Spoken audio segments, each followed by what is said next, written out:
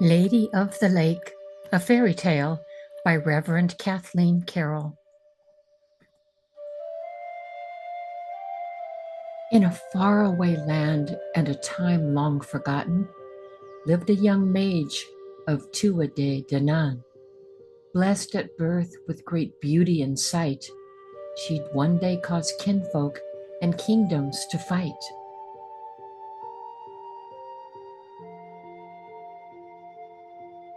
Her hand was promised to an old king renowned, but she wanted naught of his power nor crown. Wretched the king, and too old for her heart, so plans she made to escape in the dark. With help from her maid, she departed by night, taking with her Tuatha's great sword of light.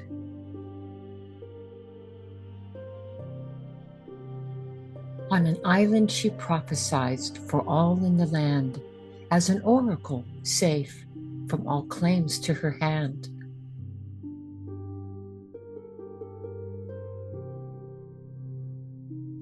Then came a Highlander, seeking her wisdom.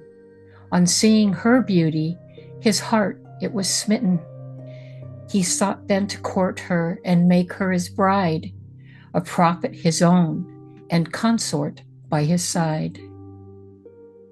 The prince, he was handsome, but she had made vows to give not her love and risk losing her powers. She sadly rebuked his great gifts and affection to remain a high priestess despite his objections. Soon came another man equally fair, a prince with green eyes and flowing red hair. He too fell in love with the maiden on sight, vowing he'd have her by following night. When morning broke, both came for her hand. Cousins were they, and from the same land. Two mighty kingdoms with tenuous peace, competing for love would cause peace to cease. She turned them away with a wave of her hand. I will not forsake the people or land. I must remain pure to retain gift of sight. Please forgive me, and please do not fight.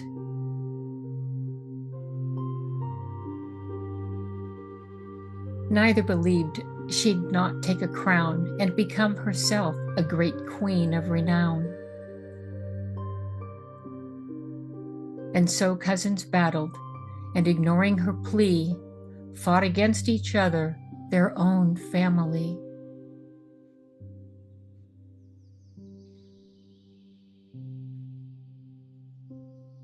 The priestess in anguish to see kinsmen fight, for her hand not promised, nor them given the right. She drew forth the sword and rode out to the field, with hope that no more for her sake would be killed. She hearkened them, please, put an end to this war. This battle for love I never asked for. But onward they fought, till blood fell like rain. In sorrow she watched, and felt all their pain. Finally knowing no more could she say, she chose her own path to end battle that day. She took up the sword and cried, "End this strife!" Then with a thrust to her breast, she took her own life.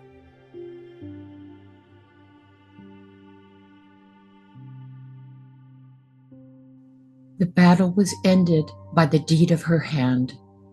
She sacrificed all for her kinsmen and land. In using the blade, the great battle was lost. Neither side won, and so great was the cost. On seeing the color from fair cheeks now gone, they returned her in sorrow to Tir Nanag. Her body was placed in a clear mountain lake with all fallen kinsmen from the battle that day. Years have gone by, and stories still hold of a brave fair maiden who will never grow old. still clutching the sword, locked forever in sleep, her body consigned to the watery deep. Her fingers hold tight to the hilt at her breast, the great sword of power with her lain to rest, both hidden in shallows where none dare tread, 'neath the dark waters, a grave for the dead. O fair lily white, so far from home, why are you here to sleep all alone? What have ye done to deserve such a fate, rested 'neath waters in funereal state? Oh, where is the shimmering fleet of your ships? Where is the king to kiss your sweet lips? Throughout the kingdom you were loved and adored, yet here you now sleep and travel no more.